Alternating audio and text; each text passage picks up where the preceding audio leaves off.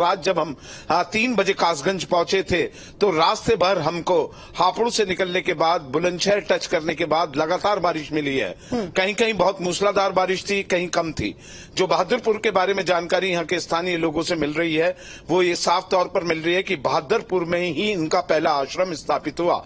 जब इन्होंने 2 दशक पहले पुलिस सर्विस से नौकरी छोड़ी थी, उसके बाद जब ये बाबा के रूप में अवतरित हुए हैं, अपनी इन्होंने दूसरी पारी खेलनी शुरू करी है। हाँ। तो इन्होंने अपना सबसे पहला आश्रम जो है बहादुरपुर में ही बनाया है। हाँ। वहां हैंडपंप आश्रम के बाहर बताए जाते हैं कि 10 से 12 हैंडपंप लगाए गए हैं और जितने श्रद्धालु हैं उनका पानी बोतलों में भर के घर ले जाते हैं, उनसे नहाते हैं। लेकिन एक बहुत बड़ा सवाल अभिषेक इस बीच ये भी खड़ा हो जाता है, सब सवाल खड़े कर रहे हैं बाबा कहाँ फरार है, लेकिन इस बीच ये जानकारी मिलती है एफआईआर में तो उनका नाम है ही नहीं। देखिए, अगर कुल मिलाकर देखा जाए एफआईआर में नाम किस लिए नहीं है, ये एक बहुत बड़ा सवाल है। जब आयोजन हुआ है, जो यहाँ के स्थानीय अखबार मैंने कासगंज में सुबह 6:30 बजे खरीदे, सारे ये भरे पड़े हैं इन चीजों से। देखिए, मेरी गाड़ी में भी अखबार हैं और अगर मैं दिखाने की कोशिश करूं तो बाबा की लापरवाही को लेकर और उनकी जो आर्मी है, जो सेल्फ उनके समय सेवक हैं, वो इस तरीके से चल रहे थे। कासगंज की महिलाएं, एटा की महिलाएं और जो हाथरस की महिलाएं थी उनका दर्शन पाना चाहते थे। जो उनके समय सेवक थे 400 से 500 जो वर्दीधारी थे, उमस इतनी जबरदस्त हो गई थी, सांस लेना वहां मुश्किल दूभर हो रहा था। जो प्रत्यक्षदर्शियों के हवाले से खबरें छपी हुई हैं। तो अनाउंसमेंट हुआ कि इन्हें बाहर जाने दो। जब वो बाहर चले गए तो अनाउंसमेंट हुआ कि बाबा का काफिला निकलने वाला है, इन्हें रोक लो। उस काफिले के लिए इन महिलाएं, बच्चों को रोका गया। लोगों ने कहा भी समय सेवकों से कि हमारा दम इस गर्मी में घुट रहा है, उमस ज्यादा, ऊपर से टेंट लग दिया, हवा का कोई प्रोग्राम नहीं था, हवा का कोई साधन नहीं था, ऑक्सीजन बिल्कुल कम हो गई और बाबा का काफिला निकलता रहा। अगर आएंगे आपके पास, आप लगातार हमें अपडेट्स देते रहिएगा। लेकिन हिमांशु हमारे साथ हाथरस से बने हुए। हिमांशु, सवाल तो खड़े होंगे जब इस तरीके का आयोजन हो और यहाँ पर पहले से जो व्यवस्थाएं हैं उन्हें दुरुस्त ना किया जाए। हमने तस्वीरें देखी है, एम्बुलेंस की कोई व्यवस्था नहीं थी, ट्रॉली से यहाँ पर शवों को ले जाया जा रहा था। सवाल तो खड़े होंगे ना?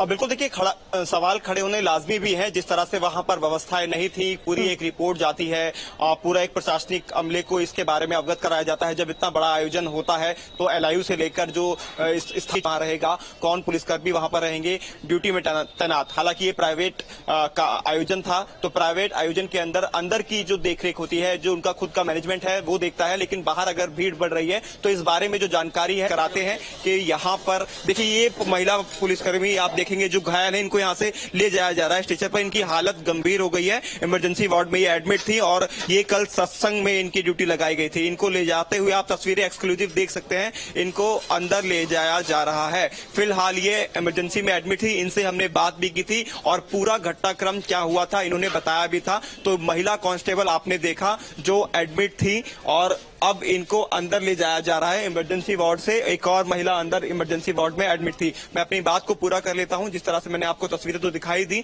जो कल जो सत्संग हो रहा था उस समय ये महिला कांस्टेबल की ड्यूटी लगाई गई थी। तो इनसे भी जब हमने बात की तो इनका कहना था 1 लाख से ज्यादा की संख्या में लोग वहां पर थे, जबकि परमिशन इतने की नहीं थी। यानी कि कहीं न कहीं चूक रही इस बारे में जानकारी देने से कि यहाँ पर संख्या जो है, जो भक्तों की संख्या है वो लगातार बढ़ रही है। तो ऐसे में वहां पर एम्बुलेंस की व्यवस्था होना या पुलिस प्रशासन की और टीम को वहां होना जरूरी रहता है, या एडीएम एसडीएम। एक खबर तो ऐसी भी सामने आई थी जहां ये कहा गया था पुलिसकर्मी तैनात थे यहाँ पर सुरक्षा को लेकर के, और उन्होंने शवों को देख करके जब उन्होंने शव देखा उनकी भी मौत इसमें हो गई।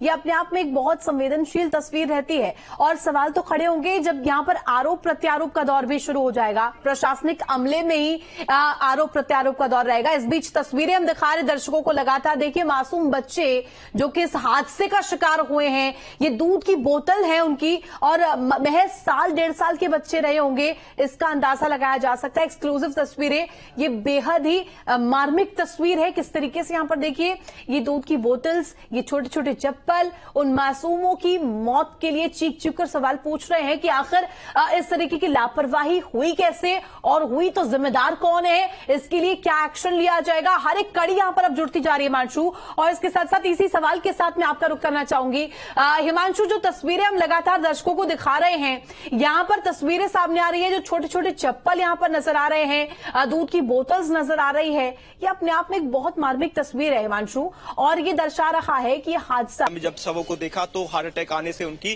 डेथ हो गई। और उसके बाद जो आपने सवाल किए कि मासूम बच्चों की, जो छोटे बच्चे थे, उनकी चप्पलें वहां पर मिली, क्योंकि भगदड़ मच गई थी। तो चप्पल कहाँ है, आदमी कहाँ है, यहाँ तो आदमी तक का पता नहीं चल पा रहा कि आदमी है तो है कहाँ। क्योंकि बहुत से लोग हमें ऐसे टकराए जो अपने लोगों को ढूंढते हुए कभी इस अस्पताल तो कभी इस अस्पताल, कभी कहीं तो कभी कहीं चक्कर सिर्फ ढूंढते हुए उनको घूमने कोशिश कर रहे थे, आंखों में आंसू लेकर कि उनके परिजन उनको किसी भी तरह से मिल जाएं। सुबह भी हमने बात की, वो रिपोर्ट आपने अभी दिखाई भी थी। एक शख्स, एक नौजवान अपनी माताजी को ढूंढ रहा था, आंखों में आंसू आ गए थे, जो आवाज थी वो मार्मिक हो चुकी थी, पूरी तरह से आंखों में से आंसू टपकने ही वाले थे। वो बताना चाह रहे 3 बजे से वो लगातार कभी इधर तो कभी इधर उनको भेजा जा रहा है, लेकिन उनकी माताजी का कोई पता नहीं चल रहा है। तो इस तरह की कई ऐसी तस्वीरें थी, हम रिपोर्टिंग कर रहे थे, लेकिन